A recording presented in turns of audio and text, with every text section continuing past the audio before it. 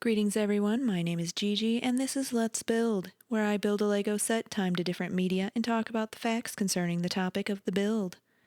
Today's build is the LEGO Fender Stratocaster versus Rocksmith 2014 edition Remastered.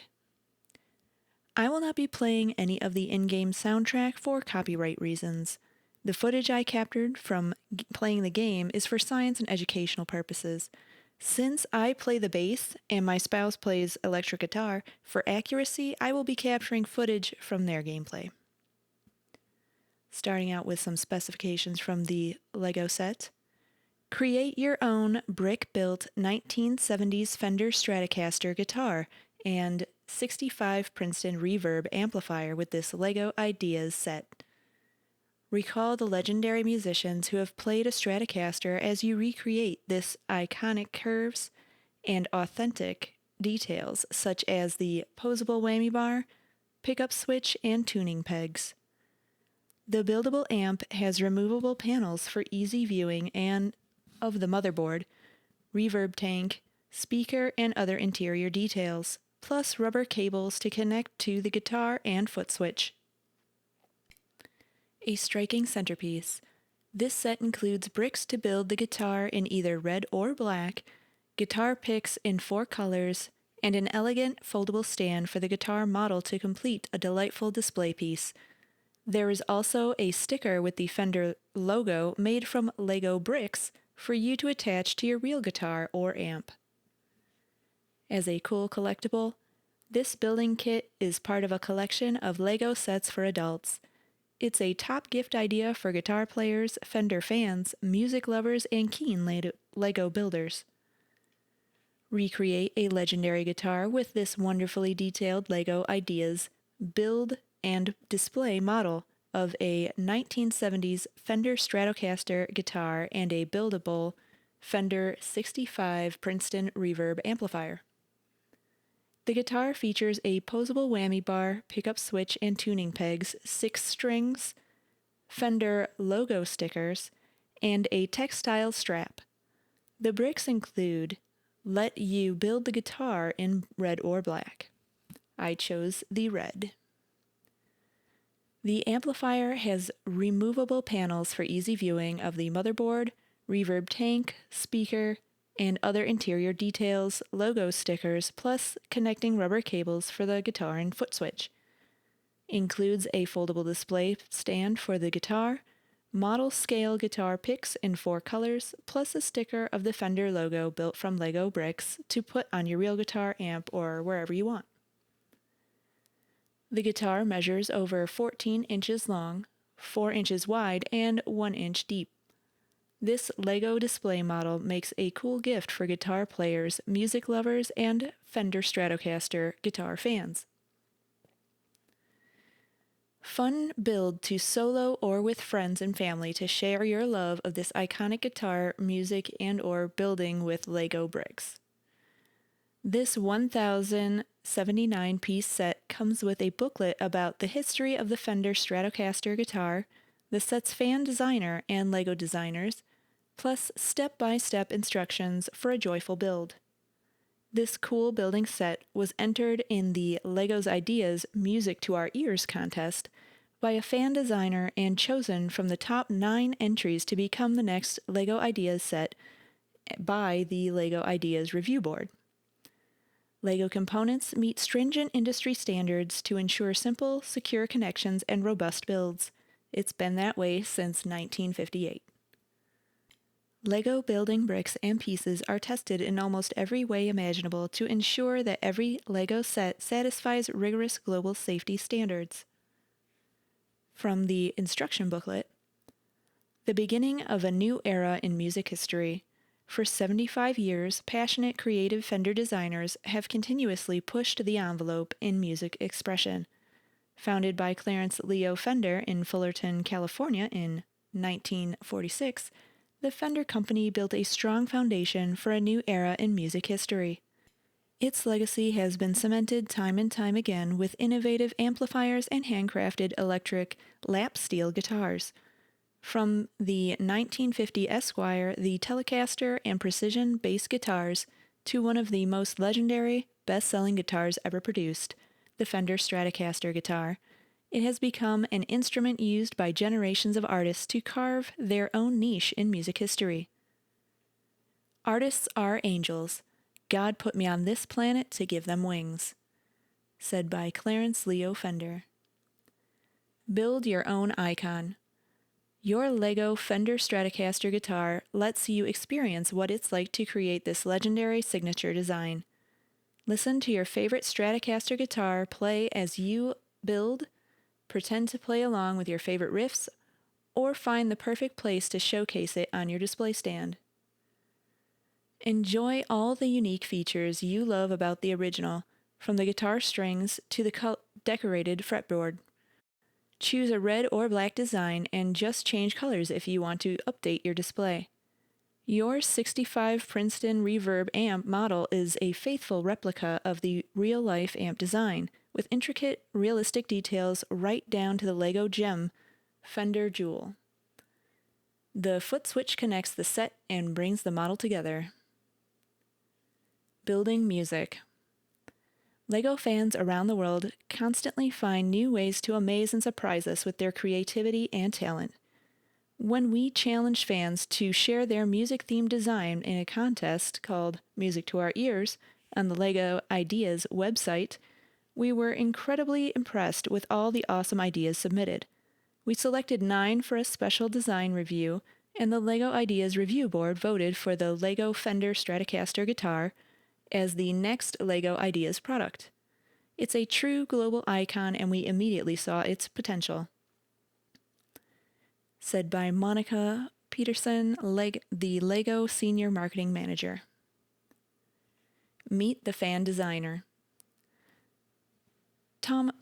Thomas Lentony, I hope I said that right, was 32 years old at the time of the contest, lives near Bratislava, Slovakia, with his wife and son.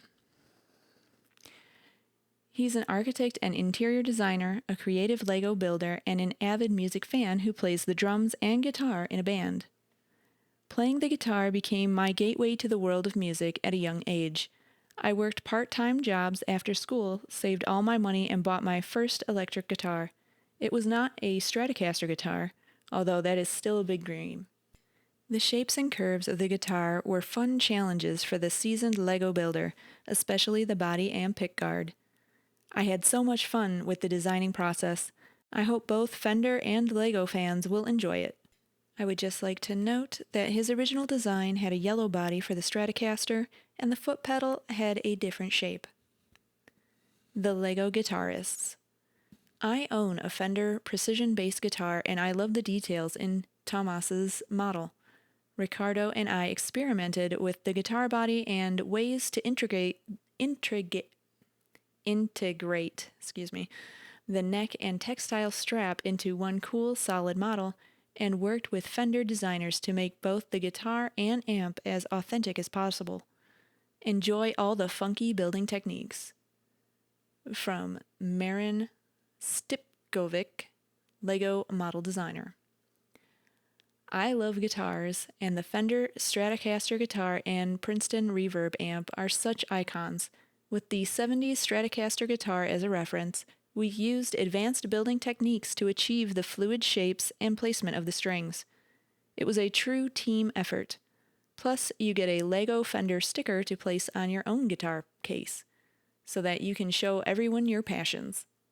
Ricardo Diaz, Lego model designer. I am the graphic designer on the team, and I was thrilled to work on this iconic model. This project let me play with one of my biggest passions, music. The Fender Stratocaster guitar has always been a design inspiration for me, so it was exciting to recreate everything with Lego form, especially the strap. It was a great team collaboration. From Beatrice Amoretti, Lego graphic designer. The Fender Stratocaster.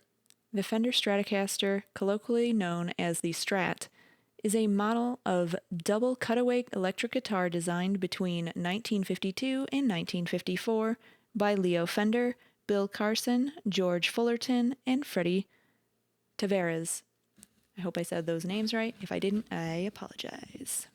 The Fender Musical Instruments Corporation has continuously manufactured the Stratocaster since 1954. The guitar's distinctive body shape was revolutionary when introduced in the mid-1950s, and the first time a mass-market electric guitar did not resemble earlier acoustic models. The double cutaway elongated horns and heavily contoured back were all designed for better balance and comfort to play while standing up and slung off the shoulder with a strap. The 3-pickup design was a step up from earlier 1 and 2 pickup guitars, and a responsive and simplified vibrato arm integrated into the bridge plate, which marked a significant design improvement over other vibrato systems, such as those manufactured by Bigsby. However, Stratocasters without the vibrato system, or hardtails, were added to the portfolio in March of 1955. The modular nature of the guitar, with its easily removable components, left players and luthiers to perform numerous modifications to their own guitars, changing out pickups or necks to fit the needs of the player. All of these design elements were popularized and later became industry standards due to the success of the Stratocaster.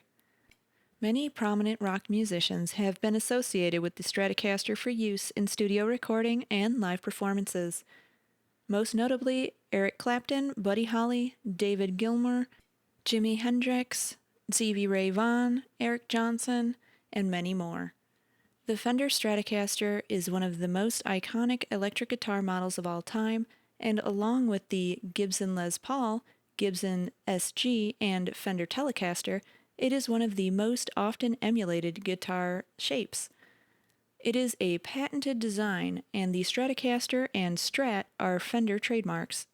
Therefore, imitations by other manufacturers must be shaped slightly differently, and are sometimes called S-shape or ST-styled guitars, while the term Superstrat typically refers to third-party Stratocaster lookalikes from the 1980s onwards with innovative features such as new types of bridges or pickup configurations.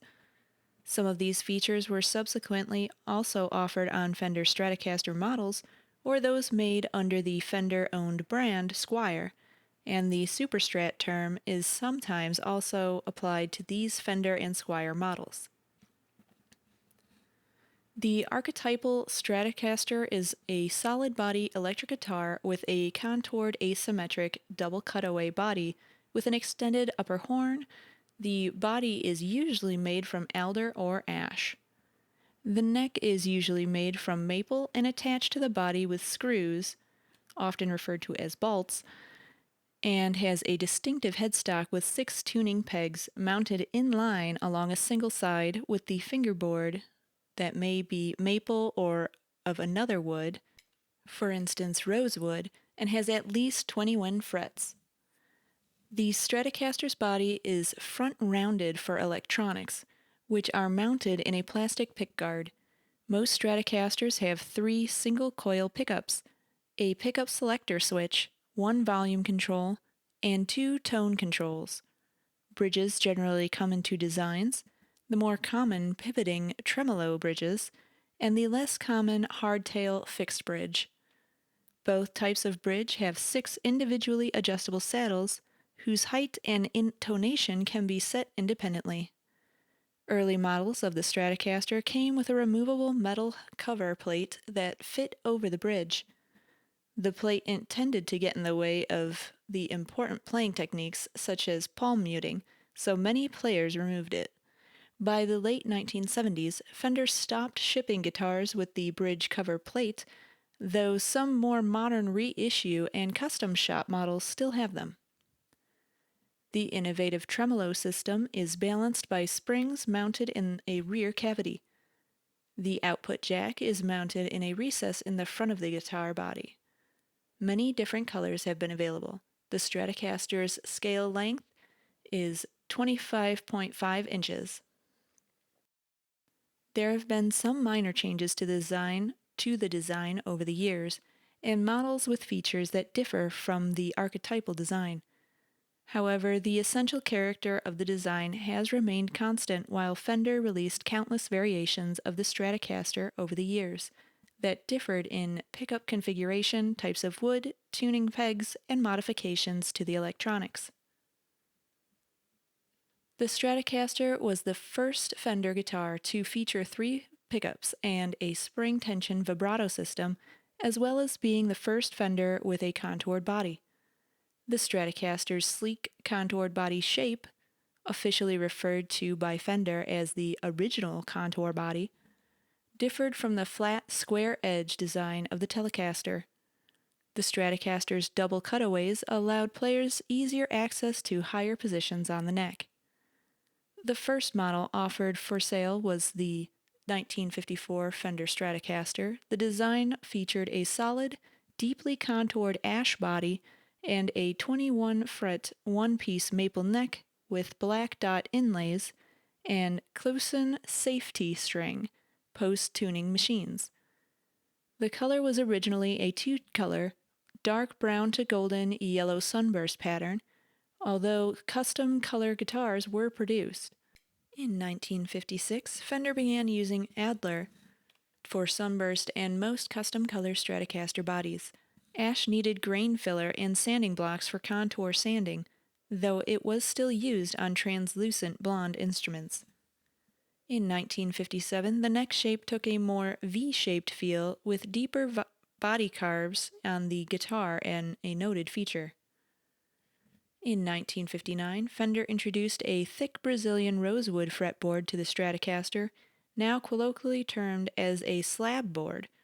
This thicker board lasted until 1962, when the fretboard was made with a thinner veneer of Brazilian rosewood. Nearly all of the 1960s models of the Stratocaster had a rosewood fretboard, and maple fretboards would not be reintroduced in large numbers until 1970. In 1960, the available custom colors were standardized with a paint chip chart, many of which were Duco automobile lacquer colors from DuPont, available in an additional 5% cost. Interdepartmental DuPont support research provided a flexible base coat for their wood applications. A single-ply, 8-screw-hole white pickguard, changed to an 11-hole 3-ply in late 1959, held all electronic components except for the recessed jack plate, facilitating assembly. The 1963 Fender Stratocaster shows a change in design from the 1950s models, including clay dot inlays, a 3-tone sunburst finish on an elder body, and Klausen toners.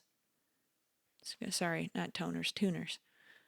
Leo Fender made very few alterations to the basic design of the Fender Stratocaster, and the Telecaster for that matter, up until 1965 when the company was sold to CBS Instruments. For example, the bridge cover on the Fender Stratocaster was often taken off by players and either disposed of or kept in the case. Despite full knowledge of this, Leo Fender always provided the new Fender guitars with a bridge cover to prevent corrosion on the bridge parts. After 1965, the Fender Company, under the control of CBS Instruments, saw a drop in sales of the Fender Stratocaster to customers. The Fender Jazzmaster had been promoted as the flagship guitar in the Fender line. As such, the resurgence of the Fender Stratocaster is credited to the arrival of Jimi Hendrix in the late 1960s. His remarkable playing style and musical prowess led to a dramatic increase in sales and thrust the Stratocaster into musical history as the premier electric guitar. As they followed Jimi Hendrix's popularity on TV, CBS asked for the word Stratocaster on the headstock to be made larger so people could read the model name easily. Between the years 1954 and 1979, nearly a quarter of the Fender Stratocasters manufactured were made in a single year in 1979. The increased 1970s production levels saw a gradual departure from the high-quality instruments of the 1960s and the introduction of Japanese manufacturers into the market. The Stratocaster features 3 single-coil pickups, with the output originally selected by a 3-way switch. Guitarists soon discovered that by positioning the switch in between the first and second position, both the bridge and middle pickups could be selected, and similarly, the middle and neck pickups could be selected in between the second and third position. When two pickups were selected simultaneously, they are wired in parallel, which leads to a single drop in output as slightly more current is allowed to pass to the ground. In newer guitars, since the middle pickup is almost always wired in reverse, and with its magnets having opposite polarity, this combination also being referred to as RWRP, the intermediate positions create a spaced humbucking pair, which significantly reduces the 50-60 cycle hum. Fender introduced a 5-way selector in 1977, making such pickup combinations more stable. The quacky or doinky tone of the bridge and middle pickups is parallel, popularized by such players as Jimi Hendrix, Eric Clapton, Stevie Ray Vaughan, and many more, and can be obtained by using the pickup selector in position 2. Similarly, the middle and neck pickups in parallel can be obtained in position 4. This setting's characteristic tone is not caused by any electronic phenomenon. Early Stratocasters used identical pickups for all positions. This in-between tone is caused by phase cancellation due to the physical position of the pickups along the vibrating string. The neck and middle pickups are each wired to a tune control that incorporates a single shared tone capacitor, whereas the bridge pickup, which is slanted toward the high strings for a more trebly sound, has no tone control for maximum brightness. On many modern Stratocasters, the first tone control affects the neck pickup. The second tone control affects the middle and bridge pickups.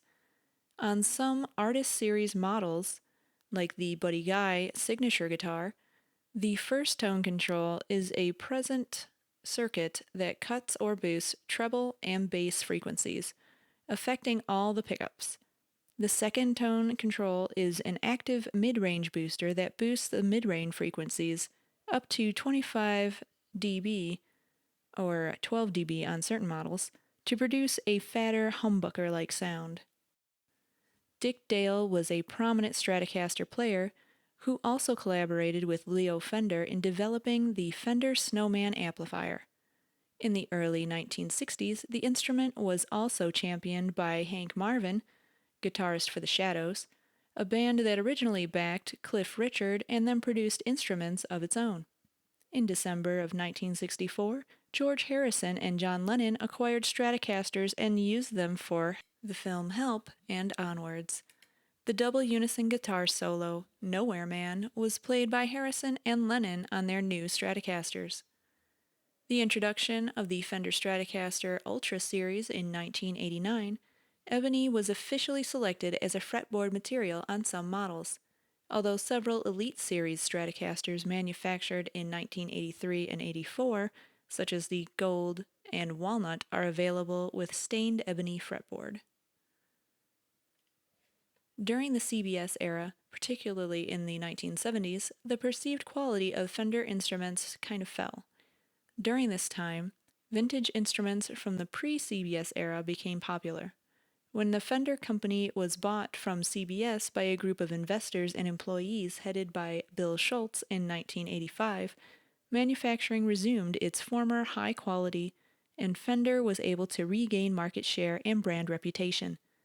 Dan Smith, with the help of John Page, proceeded to work on a reissue of the most popular guitars of the Leo Fender's era.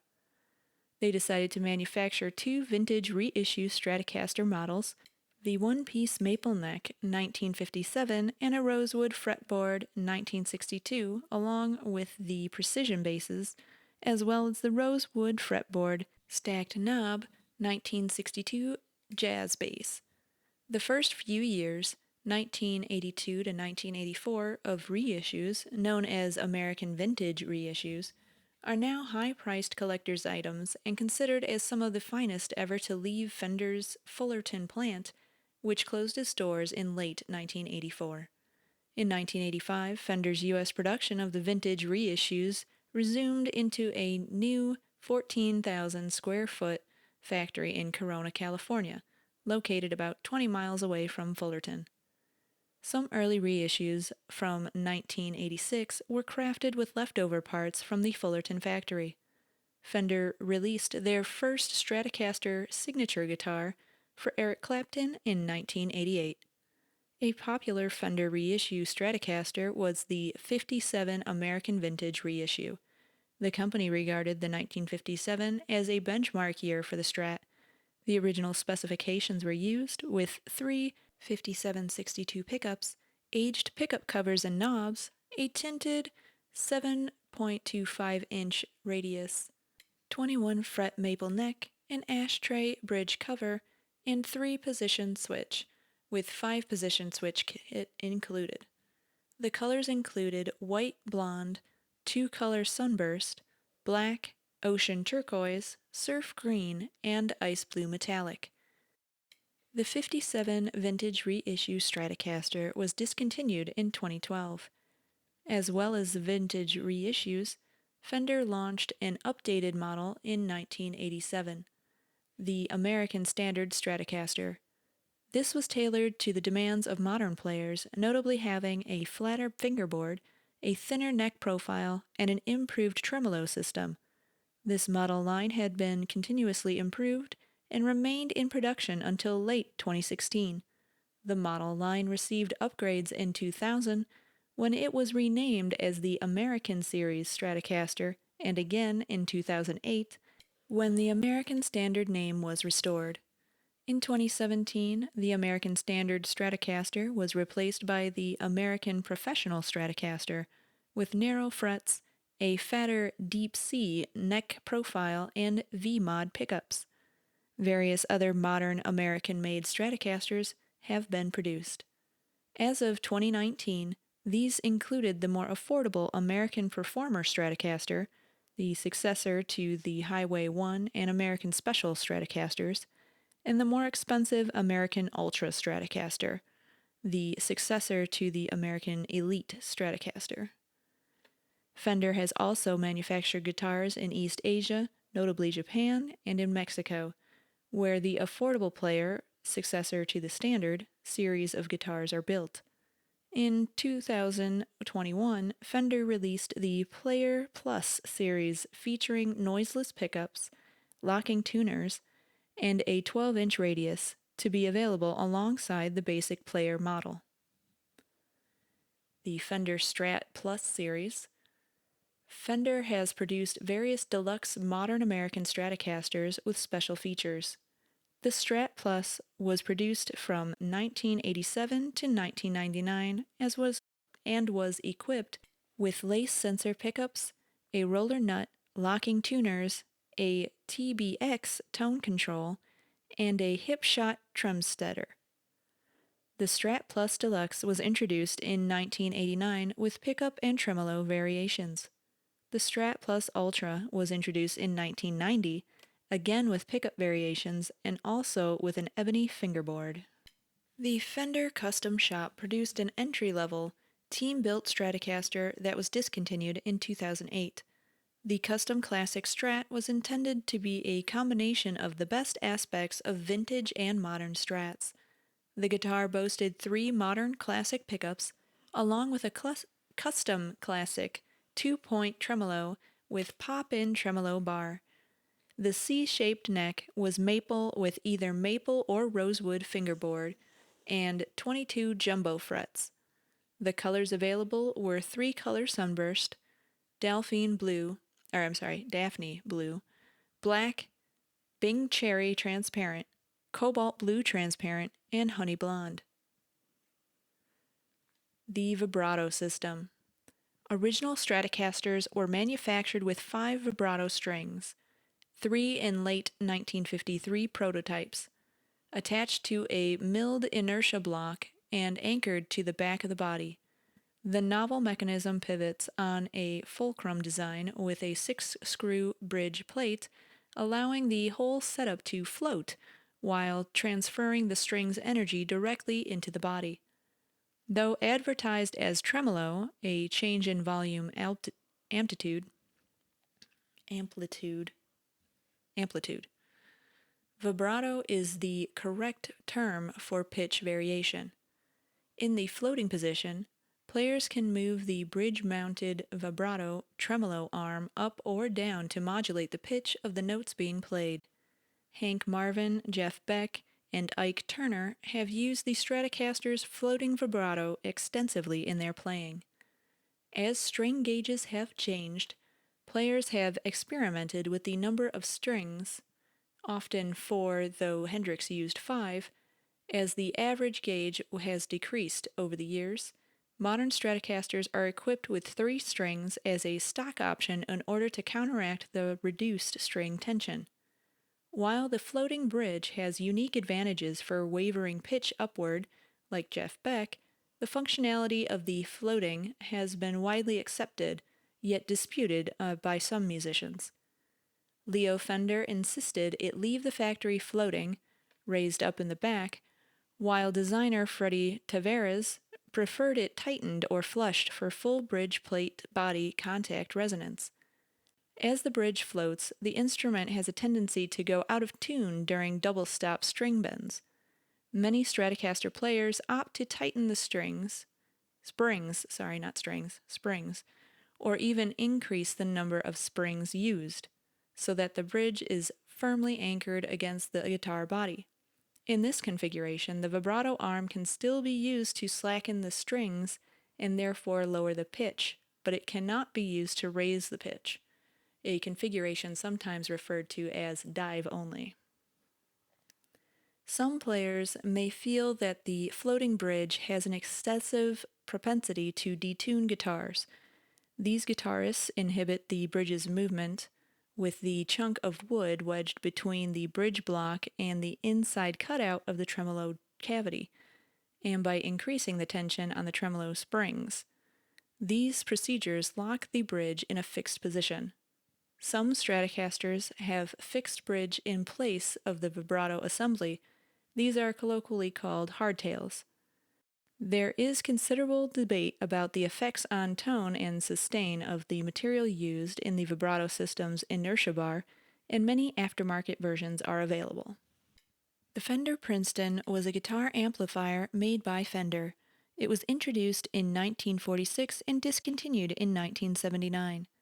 After Fender introduced the Champ amp in 1948, the Princeton occupied the next to the bottom spot in the Fender line. Fender Princetons, as well as their sister amp, the Princeton Reverb, from the early models into the 1970 models, are highly valued particularly as recording amplifiers. The first Princeton, the Woody, so called for its uncovered wooden cabinet, was the smallest of the original Fender line of 3 amplifiers, and incredibly basic 3-watt practice amp with no controls at all, not even a power switch. The first widely produced Princeton, the 1948 tweed-covered TV front, used one 6SL7 or 6SC7 dual triode tube to provide 2 stages of RC coupled voltage amplification in the pre-amplifier section. The power amplifier section used a single cathode-based 6V6 beam power tetrode, necessarily in Class A operation. The amplifier had a single volume control and a simple low-pass tone control to control treble response. The Princeton circuits up through 5C2 differed from the Fender Champ in having 2 versus 1 preamp stage, and added the tone control that was absent in the Champs. The 12AX7 based Princeton models 5D2 through 5F2-A were essentially the Champ circuits 5D1 through 5F1 with a tone control and somewhat larger output transformer. In 1956, the Princeton received a new cabinet roughly half as tall and wide as the previous Champ-sized small box. In 1961, a new Princeton 6G2 of fundamentally different design was introduced. which, instead of being essentially an upgraded champ, was more like a junior deluxe. This brown face version used a single 7025 dual triode in the preamplifier, a 12AX7 dual triode, one half of which operated as a tremolo oscillator, and the other half of which served as a split-load phase inverter, and two 6V6 GT tubes, which were fixed-based in Class AB push-pull configuration in the power section. In 1964, the single tone control was replaced with individual bass and treble control knobs, and the bass Princeton was joined by Princeton Reverb. A pull-out boost switch was added to the volume pot in 1978. The Princeton is particularly famous as the basis for Mesa Boogie's Mark I, which is a heavily hot-rodded Princeton equipped with modded preamp and a Bassman transformer, allowing it to a higher gain output of 60 watts. The Fender Princeton Reverb is a guitar amplifier combo, essentially a Princeton with built-in reverb and vibrato. The 12-watt blackface version was introduced in 1964 and available until 1967. In 1968, it was changed to the silverface version with a drip edge around the grill cloth. Amps produced after the end of 1969 saw a change in circuitry, the removal of the drip edge, and a change in the rectifier from a 5AR4 to a 5U4GB, along with a change in bias resistor value. A boost pull switch to the volume control pot was added in 1977. In 1980 and 81, the silverface version was cosmetically changed back to the blackface. It was discontinued in 1981. In the summer of 2008, Fender reissued the Princeton Reverb. While it is based on the blackface version and utilizes a tube rectifier and a tube reverb, it is printed circuit boards instead of eyelet-style hand-wired circuit boards. Rocksmith 2014. Rocksmith 2014 is a music video game produced by Ubisoft. It is a follow-up to the 2011 game Rocksmith, but has been described as a replacement to the original game rather than a sequel. Like its predecessor, the game allows players to plug in virtually any electric guitar or bass guitar and play along the use of a USB adapter, removing the need for any proprietary controller like other music games such as Guitar Hero. The game comes with 66 songs on disc, with over 1,000 more available to download as paid DLC. It was announced at Ubisoft's 2013 E3 presentation and was released for the PlayStation 3, Xbox 360, and PC or Mac in October of 2013, with versions for PlayStation 4 and Xbox One releasing November 2014. Rocksmith 2014 was released to generally positive reviews from critics who praised the game's improvements over its predecessor. The game continued to receive new DLC song packs weekly until March of 2020. The game was successfully succeeded by Rocksmith Plus, a music education-based subscription service based on the previous Rocksmith games, which was released on September 6, 2022. Rocksmith 2014 was removed from all digital storefronts on October 20th, 2023, due to the game's music licenses expiring, with downloadable tracks being delisted separately as their respective licenses had expired. Rocksmith 2014 was relisted on December 19th, 2024, and renamed Rocksmith 2014 Edition Remastered Learn and Play. Rocksmith 2014 recommends the use of the Hercules adapter, a USB cable that connects to the standard 1/4-inch output jack of most electric and bass guitars. Other guitars, such as acoustic guitars, may require additional hardware, such as a pickup. Much of the gameplay is similar to the first installation of Rocksmith 2011. Within the game, the player progresses along a career, separately for guitar and bass, where more songs, game modes, and challenges open up as the player earns rocksmith points. In the normal game mode, playing with a song, the player is presented with a display that shows a representation of the guitar's fretboard, divided by numbered frets and colored strings. Notes represented as colored rectangles, matching the color of the guitar strings to be held down, move from the background to the foreground along the numbered lanes reflecting the fret position. The note turn 90 degrees at the moment that they should be strummed. Additional markers are provided to help with timing of future notes. Additionally, the game shows an ideal position for the player's hand on the fretboard for the current segment of the song, moving this up and down as necessary. Lyrics to the song, if any, are shown in karaoke style under the background note pattern, but otherwise do not impact gameplay. Prior to playing any song, the game has the player check the tuning of the guitar. A core feature of normal play is the game's ability to adjust the note density, effectively the difficulty, of the current song based on the player's performance to that point. Each song is split into a number of phases, and depending on how accurate the player is during a phase, a subsequent phase may provide more difficult note patterns. If the player's accuracy is not good during a phase, the subsequent one will fall back to a lower difficulty level. The player gets points for each note hit, and thus staying at a higher difficulty level can earn more points, but it is impossible for the player to fail a song. In some cases, if the player is missing too many notes, the game will pause the song to allow the player to readjust their hand position and make sure they strum the right note before proceeding.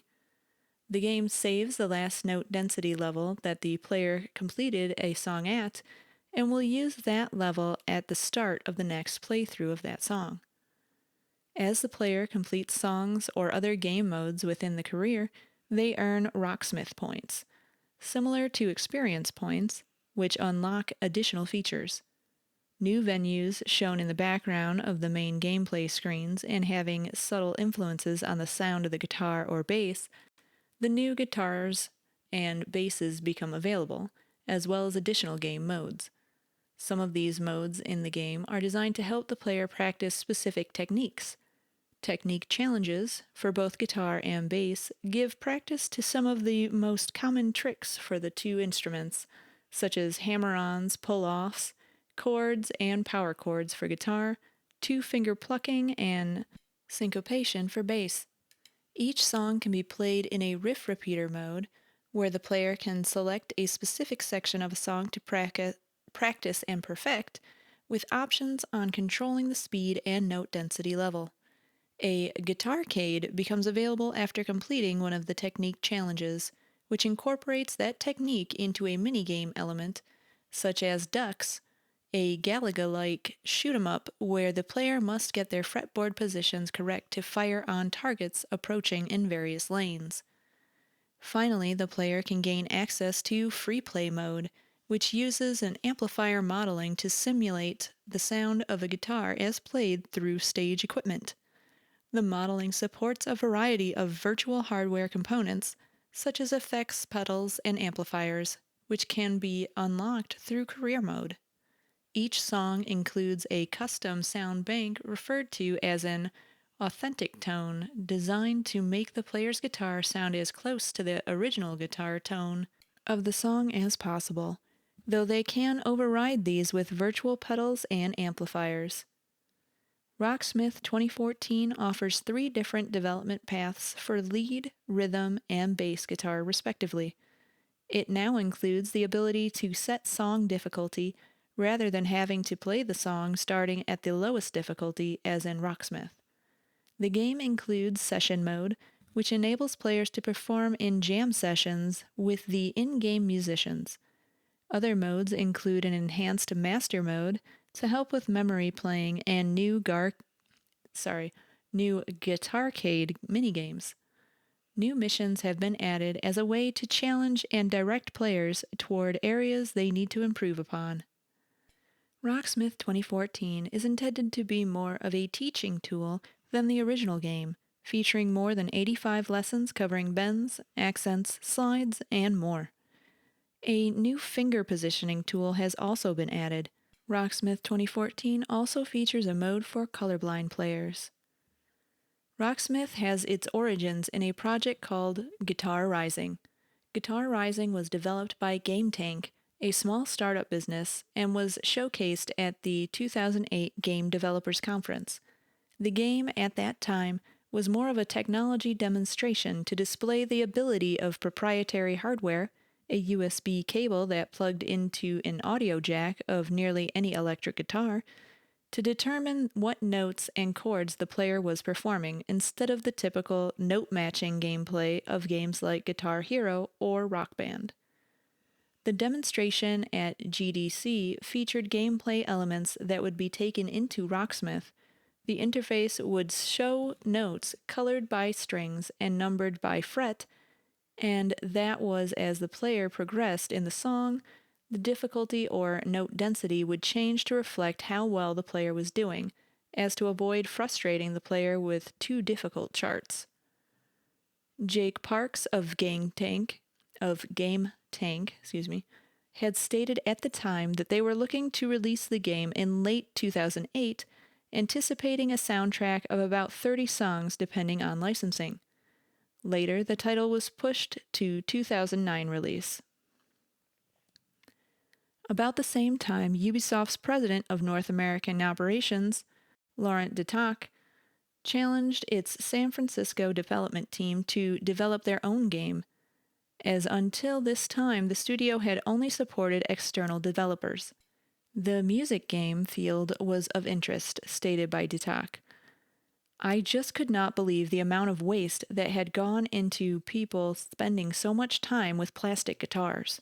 The studio was able to acquire GameTank and the Guitar Rising technology, bringing aboard Parks and his lead designer Nick Bonardi as Ubisoft employees.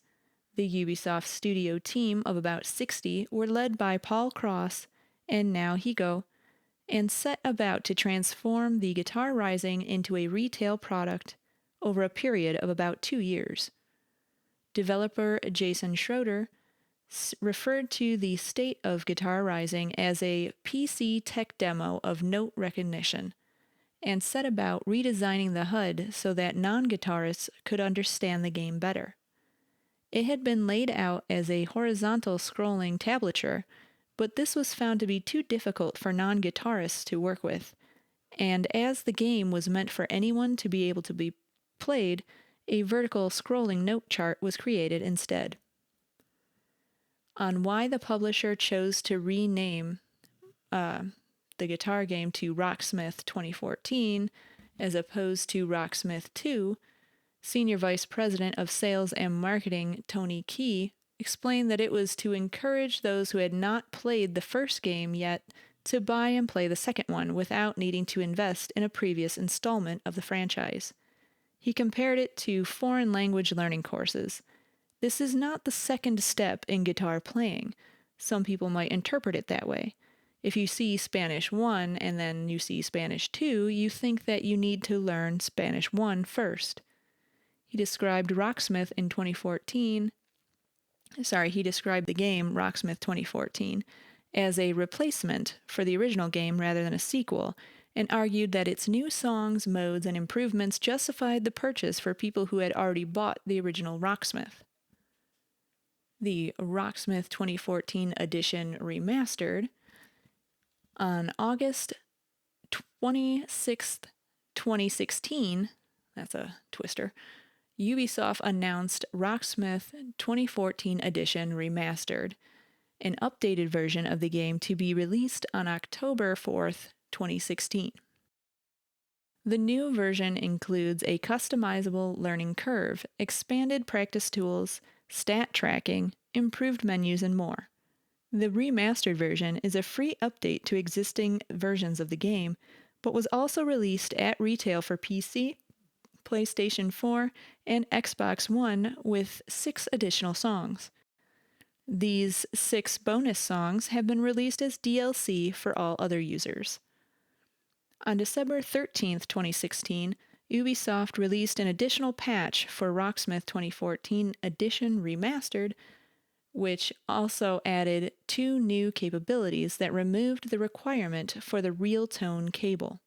The first compatibility added to the software was microphone mode, which allowed players to use a USB microphone and input devices that could simulate microphones for both players of acoustic guitars and electric guitar players using non-real tone cables. While this mode allows for note detection with the software, it disables Rocksmith 2014's authentic tone capabilities, and players are limited to learn the clean guitar sound captured by the software.